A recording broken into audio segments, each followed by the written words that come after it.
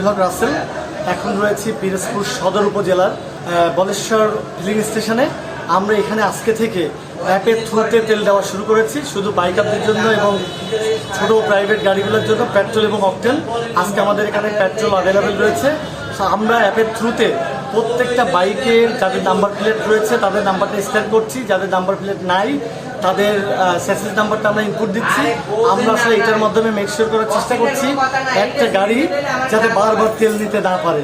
সুতরাং আমরা ডিসি মহোদয় এবং সবাই মিলে একটা সিদ্ধান্ত নেওয়া হয়েছে যে একটা গাড়ি 500 টাকার তেল পাবে এবং 96 ঘন্টা, দ্যাট মিনস 4 দিনের জন্য তারা আসতে পারবে না।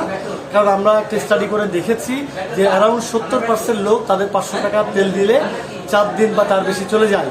সুতরাং আমরা ওইভাবে একটা সেট করেছি এবং আশা প্রকাশ করছি যে আমরা প্রত্যেকটা পাম্পের এই অ্যাপস চালু করবো এবং অ্যাপসের আওতায় নিয়ে আসবো এবং আগামী 4 থেকে 6 ওয়ার্কিং ডেজের মধ্যেই দেখবেন যে তেল পাম্পে এত পরিমাণ ভিড় এটা কমে যেতে শুরু করবে এবং তেলের শর্ট আর থাকবে না বলে আমরা আশা প্রকাশ করছি। কারণ অ্যাকচুয়ালি তেলের শর্টেজ নাই, প্রবলেম হচ্ছে প্যানিক বাইং করছে। মানুষ ভাবছে যে তেল আর পাবে না, তারা তেল বারবার নিচ্ছে এবং বাসায় গিয়ে স্টক করছে, আবার অনেকে তেল নিয়ে বিক্রি করছে। সো এই জায়গাগুলো আমরা ব্লক করার জন্য এই অ্যাপটা শুরু করলাম। ধন্যবাদ। আচ্ছা, আমরা পিরোজপুর জেলার মধ্যে যে 5টা পাম্প আছে আমরা এই 5টা পাম্পই অ্যাপের আওতায় নিয়ে আসবো, যাতে এক পাম্প থেকে গিয়ে আরেক পাম্পেও সেম সেখানে গিয়ে ধরা পড়বে এবং ধরা পড়ার পর আমরা প্রশাসনের হাতে দিব, প্রশাসন সিদ্ধান্ত নেবে তাদেরকে কী করবেন।